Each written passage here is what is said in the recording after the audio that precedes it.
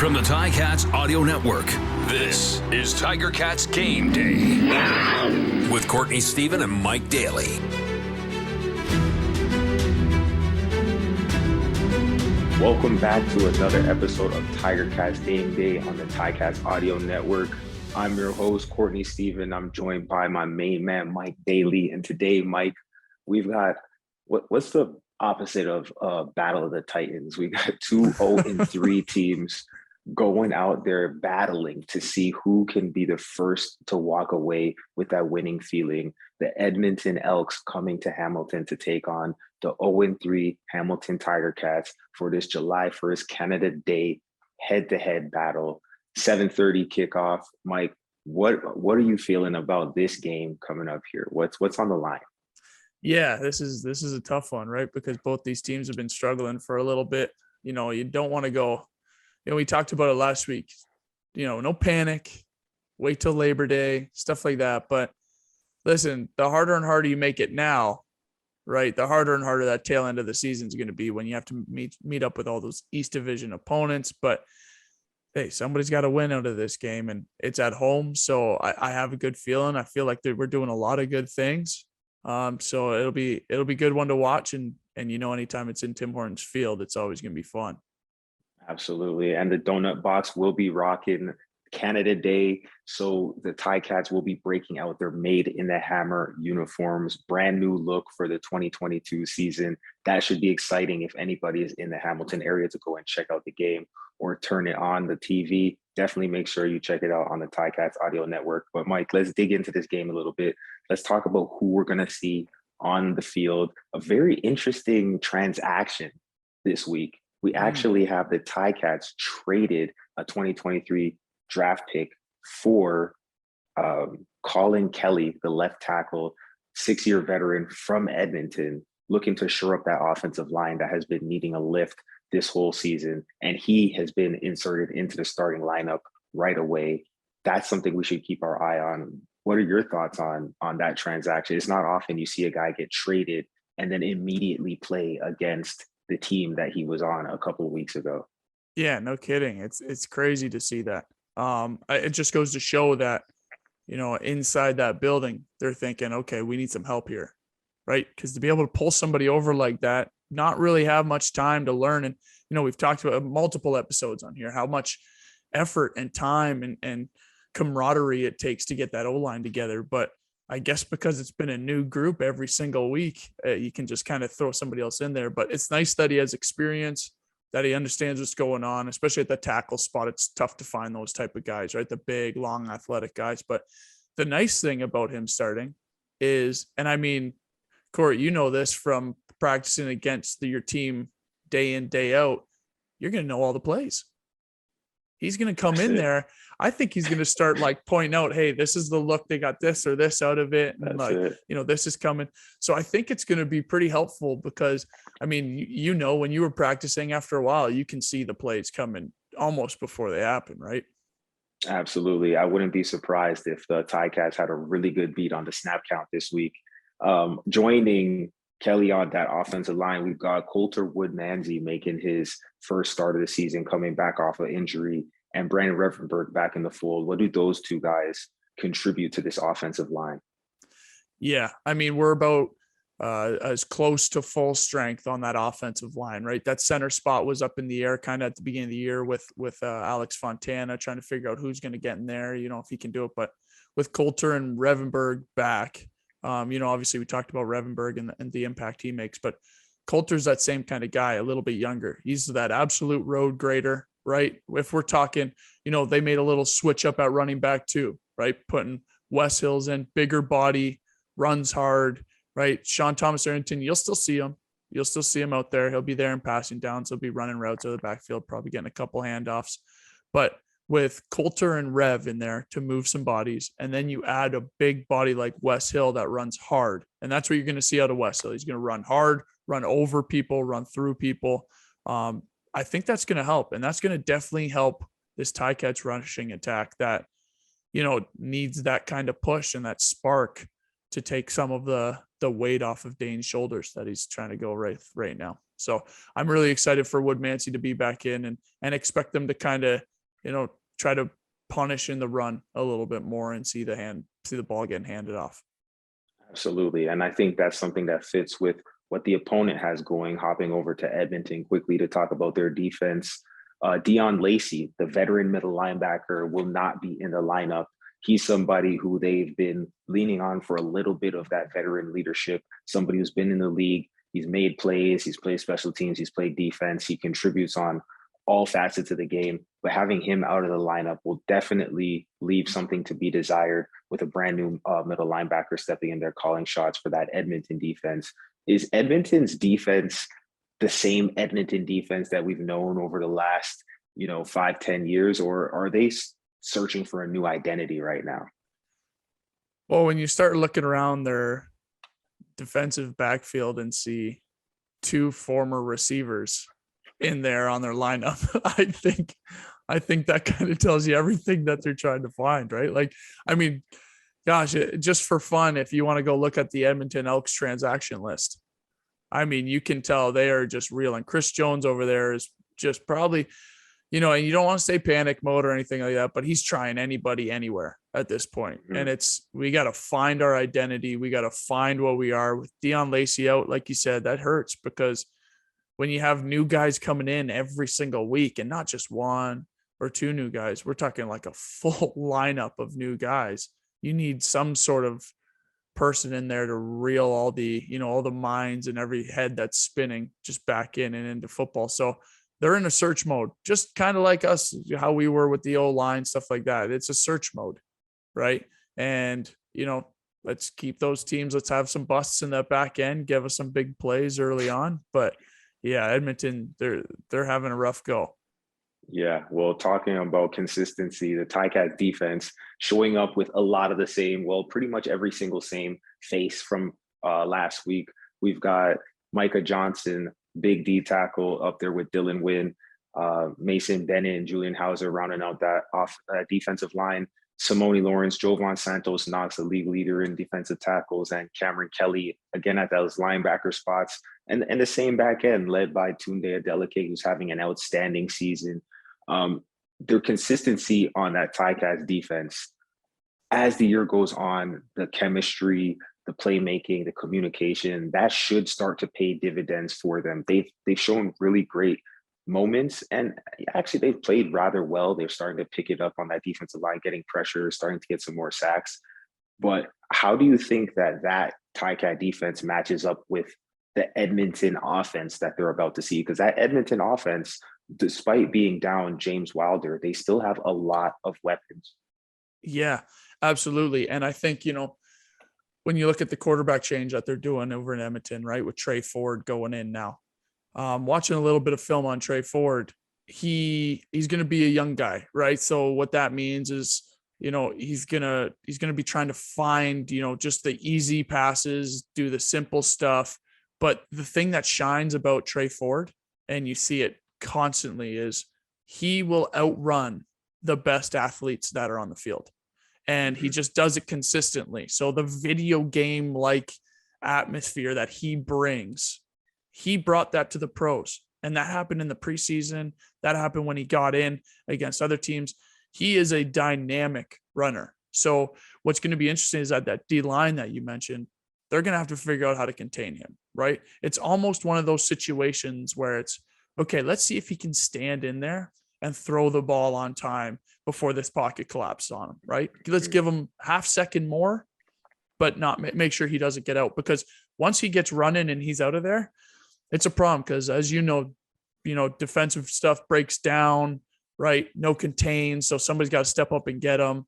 It affects the integrity of that coverage. And then that's when the big plays happen. So to see that D line be able to contain Trey Ford, and, having Wilder out is going to help on the defensive side for the Ticats, because they like to hand the ball to him, but they got a punt returner in there at running back, right, with Nelson. And, I'm looking for a lot of different, like, quarterback, running back option type stuff, two scat backs kind of back there. So expect a lot of things out to the edge and trying to get Trey Ford out of the pocket. Definitely expect them to use his strengths. And I mean, that offense, it is formidable one if they are cranking on all cylinders. Trey Ford, known for being a mobile quarterback, creating opportunities with his legs. It would be interesting to see if he is able to get into a rhythm passing the ball. In 2018, he did throw for 3,000 yards in the college season of 8 games, 30 touchdowns. He knows how to throw the ball, but in the professional ranks, that ball has to get there with a little bit less time, a little bit more zip, a little bit straighter line. So we'll see if he's able to do that. If he is, he's got some great weapons out there with Darrell Walker, big money Kenny Lawler, and the man who came out of retirement, who's been doing it for quite some time, Emmanuel Arsenault, who's actually been one of the most productive players on this entire roster. What are those 3 guys bringing to the table that fans should be paying attention to? Yeah, I mean, Kenny Lawler, everybody knows his story, right? Best receiver in the league, gets paid handsomely over to Edmonton. So they're going to use him. They're going to give him his shots. You know, he's going to go downfield and Trey's going to throw it up for him. When you bring 0, you know what I mean? Trey's going to just toss it up to those 2 guys. Darrell Walker, that vet, he kind of knows how to work around and get into those spots, get in those tough catching lanes, right? So I think what you're going to see is they're going to lean a lot onto that side toward Lawler and toward Walker. And then Manny's going to help, just like we were talking about on the defense, having, you know, Dion Lacey out, getting somebody to keep everybody calm and understand what's going on. That's probably what Manny's doing from that offense, right? He's been around for so long. People love him as a teammate. So he's going to just help Trey get comfortable, get open for him, right? Get those easy check down passes just to get into a rhythm. But I definitely see those 3 especially being kind of a threat and where Trey's going to lean on heavily. Absolutely. So the trends coming into this game, both teams obviously 0-3, but let's dig in a little bit deeper. Both teams are negative in the point differential. Some interesting stats here that we talked about before we got on to record this one.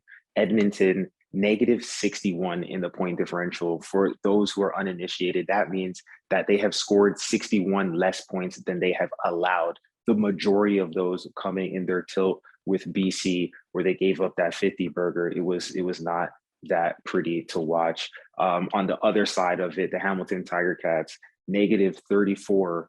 But you found something interesting about that point differential. Tell us a little bit about what that -34 tells us about how the Ticats have been playing in their games.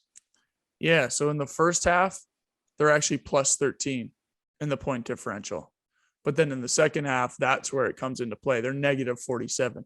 And now some of that was on that Calgary game, right? Because there was a lot of points being scored in that second half. But what that's showing me is, you know, either the other team's figuring them out, right? And we had talked about this last week too, is kind of those adjustments coming out of second half, right?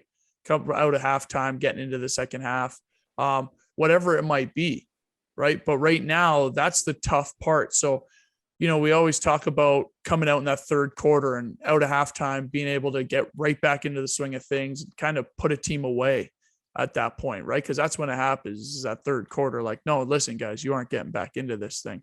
So that's what I'm looking for with these trends. And it's what it's telling me is that coming out of halftime, the Ticats are not doing really well. At least it's starting slow, whatever it might be. But I'm looking for a good third quarter to be able to say, you know what? We're winning this game. We're not dealing with this anymore. Absolutely. Another trend, both of these teams rounding out the bottom of the CFL in turnovers. Edmonton -6, Hamilton -5. I believe that's why we saw the move from Nick Arbuckle to Trey Ford, because Nick Arbuckle started the season 2 touchdowns, 6 interceptions. That's not necessarily a winning recipe at any level. On the other side of the ball, we're seeing Dane Evans putting up really impressive numbers, but he is also having some, issues with ball security, in the sense of maybe he's putting the ball on target, but it might bounce off a receiver's hands and get into that defender's hands. Or we saw what happened on the 3rd and 1 with the costly turnover there. So it's, the stats tell a story, but we're not sure. Is that story the truth? Are the Ticats really a turnover machine? Are they the guys who are really giving up the bag? Are they coughing up their opportunities to win these games, or is it just bad bounces? Yeah, I think when you look at the Cats, I mean, the fumbles are tough because, you got to always protect the ball. A lot of Dane's interceptions, though, are kind of bouncing off of hands. And whether that's timing issues, whether that's, trying to rip that thing in there, but it's that old rule. If it hits your hands, you got to catch it, right? So I think that when you look at the interception numbers, you almost have to think of it like a team interception numbers, right? It's not a Dane Evans interception numbers. This is a team interception. And, some bad bounces like the one to Willie Jefferson last week, right? Like on a slant, right into a chest, Dunbar gets hit, right? Technically a ball he probably should have caught. And then it bounces right to a DN that tried to jump and knock the ball down and turn around and then catches it and takes it into the end zone. Like, it's a couple though. And then the Calgary one, right? Just a simple check down. Sean Thomas only caught what looked like 1,000 balls that game and was making absolute impact in the game, and then just one off his hands. But I think when you look at those turnovers, you're right. The numbers tell a story, but it's not the complete truth because it is a team turnover issue. But at the end of the day, get a couple of those things cleaned up, and Dane, the numbers he's putting up, and, even watching film, he's putting that ball on time and he's getting to the right person. He's making the right decisions, maybe a little bit more time in the pocket, but that's going to happen when the O-line's different every week, right? So hopefully everything we had talked about to this, it's going to just help that whole situation. Absolutely. Some trends on the individual level. Tim White in the first game of the year started out a little bit slow, but in the second 2 games of the season, he has 17 receptions, 209 yards. That's the best among receivers in the CFL. He's on a hot streak, looking to continue that, especially going up against this Edmonton secondary where you have a guy like Ed Gainey, who's a veteran player who's made outstanding plays from a number of teams, made his name really in Saskatchewan, but definitely spent time in Hamilton as well. Started out his career in Montreal. The journeyman, he's going to be a guy I'm interested to see, and I think they will match up. And then Jovan Santos Knox, who's leading the CFL in tackles and defensive plays with 25. Let's talk a little bit about the matchups here. That Edmonton defense, new middle linebacker this week. The safety, he's got 18 games under his belt, but he's in a position battle with a wide receiver to see who's going to be that starting quarterback of the defense, if you will. How much confidence do you think that Edmonton defense has where the guys in the middle who are pointing out, calling directions, telling everybody where to be, the glue of that defense, it hasn't necessarily set yet. You gotta let the glue cure. I'm not sure if it's 100% cured. Talk about that Edmonton defense going up against a hungry, backed into a corner, ready to come out and just prove a point Ticats offense that I think has a lot of the right things happening, but just hasn't got it all the way clicking yet. Let's talk about that Edmonton defense and what the matchup with Dane Evans and that Ticats offense looks like. Yeah, you said it perfectly. Listen, when you don't have people in those communicating positions, right? The quarterback of the defense, the safety, the middle linebacker. If you have new people in there trying to figure it out as they're going, right? With not a lot of games under the belt, and especially with Tommy Condell's offense, where, you're going to see, Tim, Braylon, and Poppy White line up everywhere on this field and then motion all over the place and get into position. There's going to be, a few busts that you're going to see on Edmonton. Now, if it's up to the Ticats and Dane to take advantage of that when it happens and be able to see it. But I think honestly with Dane and the receiving core, they're just getting better and better as it goes, only because they're getting more time to play with each other, right? They're understanding the little nuances that each person runs. Like, okay, does Tim, when he runs out, does he stick his foot in twice? Does he give a little shake? How does it work? Stuff like that. That's going to help timing. Yeah. Right. A couple shoulder shimmies, whatever it might be. But I just think that with an Edmonton defense that's going to have a hard time communicating and is trying to still find their way, this is the time where you would really like to see Dane and that receiving core take advantage, right? Get that ball out early, get a couple big plays, get a couple busts that they find. And then, another matchup that I'm super interested in is with Wes Hills. Wes Hills against that front, because like you said, it's not just communicating.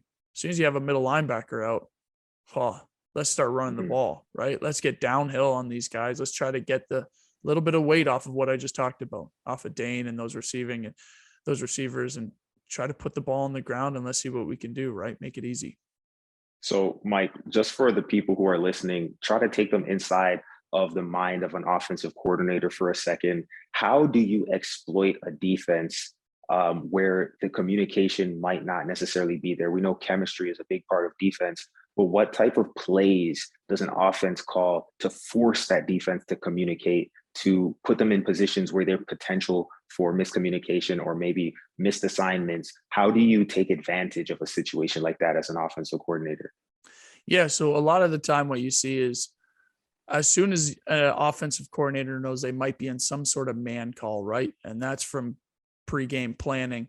What you're going to see is a bunch of switches. So these receivers all coming together and running different paths, right? Crossing each other and making that defense communicate who's got who. Because sometimes what they'll do on defense is to say, okay, you know what? I got this guy, you got that guy. But then you see these pick routes where people are running into the shoulders, right? And, faking it like I'm not picking you, I'm pretending I'm getting a pass. And then the guy's trying to run around a group of people. So in man situations, expect a lot of that, a lot of switches, trying to make these guys communicate, because that's the only way you can play those switches. And then finally, formationally. So a lot of teams will have checks. So if you line up in a 41 set, that means 4 receivers to the strong side, 1 receiver to the backside. They'll have checks. So what you'll see is expect a lot of motion pre-snap. So a 41 set where all of them are strong, and then 2 of them come back to make a 23, because we always count from strong side to weak side first. So 23, 2 receivers being strong side, 3 being weak side, and then 1 guy coming back to make it a 32. Now what you're going to see, and try to see if you can see it on TV or at the game if you're there, is you're going to see those 2 guys on the inside. Looks like they're, pointing around. Looks like they're talking to absolutely everybody. Looks like they've just put out a thesis on how much words they've put out. So I think that's kind of the route Tommy's going to go with this, and it'll be interesting to see if they can get on the same page. Absolutely. We will be watching to see that beautiful mind of Tommy Condell. It seems like he always comes up with something new every week. They've got some exotics mixed in there, but finishing and creating plays. Let's talk about Trey Ford for 1 second. This guy, we've already expressed how great an athlete he is, how much he's done in college. He's won the Heck Crichton, a guy who's been pretty decorated as far as Canadian quarterbacks go. We've seen the success that Nathan Rourke has had. Maybe he can get a little of that mojo to rub off on him. But for the Edmonton offense, what does it take for them to be successful in this matchup? Who are the guys that have to have a great game today for Edmonton to be successful against the Ticats team? Yeah, and I think who has to have a great game is just those receivers that we talked about. They have to help Trey Ford out when it's the passing downs. He's new and it's tough. It's tough, and he is decorated and he has played quarterback at a very high level for a long time. But he's going to need some help with Lawler, with Walker, with Manny. And then finally, they're on offense, they're going to have to figure out how to run the ball a little bit. And what I expect is, like I said, a couple speed option type stuff. We got 2 scat backs back there. So just kind of get them in a groove nice and early, get them outside the pocket, give them 1 or 2 reads, right? Because as soon as you get outside the pocket, really have 1 or 2 reads, a third one as a last minute check down. But say, hey, if it's not there, Trey, run. And you can do it. And he has been doing it. So I think that's kind of the way the Edmonton offense has to go, right? Not to do too much stuff, make it simple reads, because he is a phenomenal athlete and he will get outside the pocket at some times in this game and try to make a play downfield. So I think that's kind of the route that the Edmonton offense goes. And I'm curious to feel, kind of how you feel about that, what you think that the Edmonton offense will do to try to help Trey Ford out, at least initially in the game. I'm expecting to see added protection. If I'm the offensive coordinator, I don't want my quarterback to get the happy feet, start to get panicky in the pocket. So I might be bringing that 5th receiver into the box to add some protection. When there's 5 people blocking, we call that 50 protection. If you bring in a 6th person, it could be 60 protection. I would not be surprised to see some 70 protection to buy him a little bit more time to settle in, bombering those receivers, leaving the running back in to make sure that Ticats D-line doesn't pin their ears back and get Trey on his heels early in this game. because we know a young quarterback wants to see things play out the way they were in practice, doesn't want to make the big mistake, might be a little bit hesitant to throw those darts the way that they were appearing during Skelly when there was no D-line. So I expect the Edmonton offense to give Trey a chance to make some very completable throws before they ask him to stretch the field and to throw the deep outs and the things that have a higher probability of the defense getting their hands on them. If they're unable to do that, I think there's a big problem for a young guy to start downward spiral.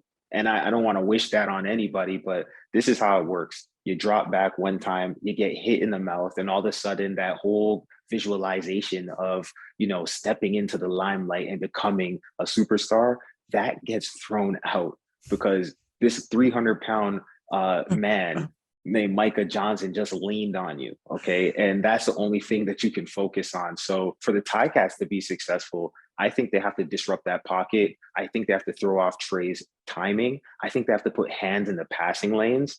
And counter to that, Edmonton, I expect them to protect the quarterback and try to buy him some time, because he's not going to come out there slinging that thing like a 5-year vet, like a 6-year vet. I expect them to try and get into a rhythm with some very manageable play calls early in the game. Mike, what are the storylines you're watching in this one? Yeah, and I'm going to go back to the West Hills, Revenberg, Woodmansey. What I want to see, and, it kind of wraps everything all together with the Ticats second half and stuff like that. And the turnovers, I need to see that run game get going. That's my storyline that I'm looking at. And that's what I want to see start early is I want to see, okay, with this change, obviously putting West Hills in there, he's been a healthy scratch for these past couple of games. So they're sitting there going, we need something different, right? So we're going to put Wes in. We have Coulter and Rev back. Let's just see some in between the tackles runs, right? Let's try to get those, 4 or 5 yards a pop on a run, so that once we get to 2nd and 5, and I want to get your take on how hard it is for a defense when it's 2nd and 5 or shorter, right? But that's what I want to see. I want to see that, it's not all on Dane to try to throw a swing pass out and a DB make a receiver miss, and now you're 2nd and 11, right? I want to be able to see him hand the ball off between the tackles, get that 5 yards, get that 4 or 5 yards, because what kind of situation does it put it in for a defense when it's 2nd and 5? Well, it's tough because the offense has so many more plays in the playbook that can get them 5 yards versus plays that are capable or supposed to get them 10 plus yards. And so this leads perfectly into what my key storyline is, which is, can the Ticats extend drives? Not necessarily score on every drive, but having a 2 and out really begins with that first down play. And if you're not able to break through that 10 yards and bring it down to something more manageable, like 6 or less, then you're stuck calling a set number of plays that it's exactly what the defense had a chance to practice, right? People who don't watch film may not understand. So I want to break this down for them. When we watch film as players, we sort the plays based on situations. And there is different groups of plays, we call them cut-ups. There's a cut-up for 2nd and 10. Why? Because if you mess up on first down, these are all of the plays that they call. These are their best plays in a 2nd and 10 situation when they need to get 10 yards. So you literally are feeding into what the defense's hands when you give them a 2nd and 10 situation. Now, converse to that, if you end up in 2nd and 5, I can run a first down play because really, I don't need to get those 10 yards. I have a wider selection of plays. So the Ticats establishing the run, something they haven't really done this year, is going to lead to them extending drives. So if Wes Hills can come in, be a spark, run downhill, expose that new middle linebacker, I think that'll be a key to victory for the Ticats headed into this game. 7:30 p.m. Eastern, Hamilton at the Donut Box on Canada Day. The Edmonton Elks coming to town to see who will be the first team to get a W in the 2022 season.